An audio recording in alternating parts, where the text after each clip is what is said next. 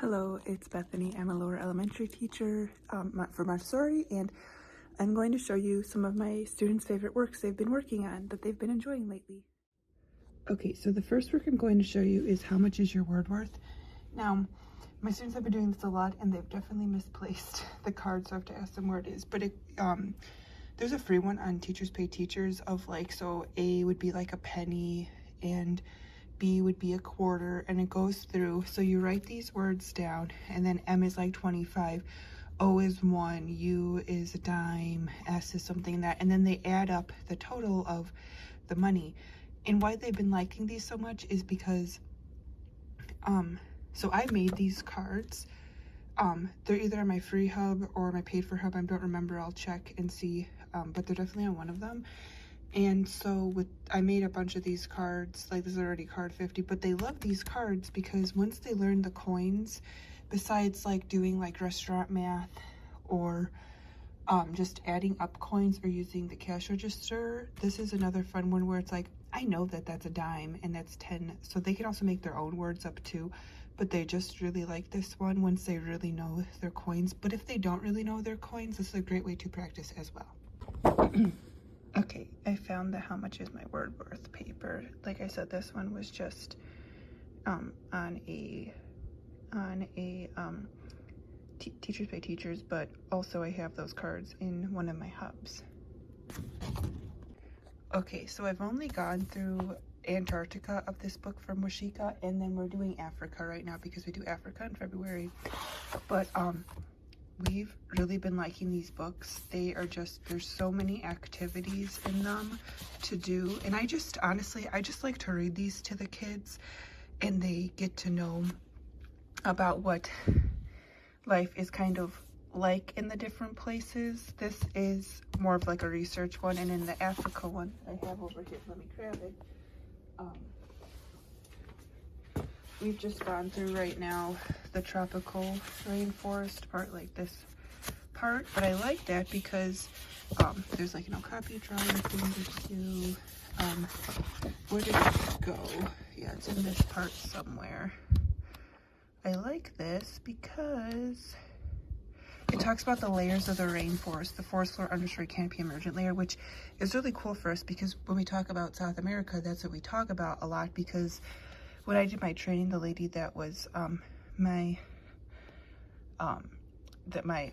consultant, she actually had been to South America, and she said the animals really do stay on the different layers. So it's cool to apply that to a different rainforest in a different continent. But also we haven't done, because I just got these, so we've only done parts of these two right now, but I did read through the Europe one, and the cool thing about the Europe one is that it has Bilbao in it, a whole section of Bilbao in Spain, and they also do Madrid, and then I believe Germany and Romania and something out, and I believe another place. But I was like, I don't know how accurate these things are, but I studied abroad in Bilbao for my undergrad degree, and it is spot on with the things they talk about in Bilbao, and it's a big section of things. So I'm wondering if the people that made this also traveled there. Bilbao is amazing. It's in the north of Spain, technically in Basque Country, but it's so spot on. So I'm assuming if this one's spot on, all the rest of them are spot on. Another thing they have been loving is just a simple thermometer. We put this in snow, we microwave water. We put it in regular water, we put it in the freezer, we put it in a lot of different places, and the kids love reading off thermometers. Another work the kids have been loving are this symbolizing cards. Now I make these and sell these, you can buy them below, but it's just an easy way for them to practice their grammar. I love symbolizing, so that's why I made symbolizing cards, but they're color-coded for the things. They're not in order right now because the kids just put them back wherever, but it goes all the way from article, adjective, and then verb, where there's the verbs, pronouns, prepositions, adjectives, conjunctions, interjections, and then these ones you get to write your own. So they're like all the cards, and they've been loving to do these ones as well.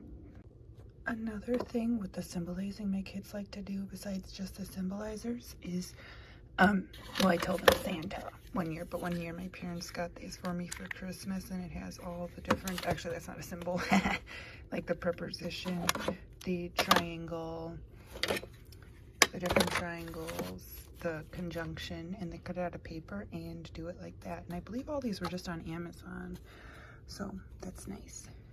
On Fridays, my students get to like choose their math, language, and cultural, whereas other days they get like presentations and stuff. They also could get presentations on Friday. It's just if they choose a new work, but usually it's what they're doing next, and it's usually something that they like to do, and they love doing this. Now, this, I don't remember where it came from, but I'm thinking about making my own set of these because I only have the one game, and it would be a lot of fun to make other games. So I'm thinking about making other ones for math and language, and maybe even cultural. They just love the board game and the different things. So I'm thinking about making my own for these so they have more options to pick from. And that way it's just not always 3-part cards or the little layout cards for like the skyscraper drawers. It's something different that they can do. So I just mentioned that the kids like to, or get to pick on Fridays. And you might be wondering, oh, how do they pick their work the rest of the week? So of course I use my maps, and you can see that they are working through it. I have picked these different ones. I don't want to show you all of the things, but you can see there's different things. These are language and math, and so we'll say, okay, well, what's next on your map? Let's just do the next thing on your map. And you could see sometimes they hop around just depending on where the student's at and everything. So that's how, because what I noticed is that students, especially in this age level, the 6 to 9, don't like to pick works, and they don't like to do works again, whereas like repetition is like a key thing in the 3 to 6, and they would pick all the time. So when I made my scope and sequence, I also made the next, like at the same time, it took me a lot of years to create that because first I had to observe what worked in the classroom and like what actually came next. And so the students enjoy going through and saying, okay, well, this is all of my options, right? And usually I keep them on that page, like here are my options. So I give them choices of what to pick from. And sometimes I do them in like grade level groups. So here's like the first year math map, whatever math map they're on, but some are further along than others. So that's a great way. Yes, they can in my classroom go around and pick maps. I mean, pick whatever they want to do for the most part, especially for math and language. But usually I like to keep it like, okay, pick something off of this because then I know they're progressing and they're, again, besides on Fridays when they like to pick their works and pick, they call them easy works, but they're just works that are like a bunch of repetition. It's not something, a new concept for them, which is good because sometimes we don't see the repetition in the past. So anyways, for my maps, I do sell them below. They are extremely helpful, and it, like I said, it took me years to get them in a good sequence. It's basically a scope and sequence. They're also in lists if you don't like the map format, but it's just a way that the kids say, oh, these are some options, because sometimes they also get decision fatigue and they don't know what to pick. And it's like, well, hey, let's look here. And so they still have some options.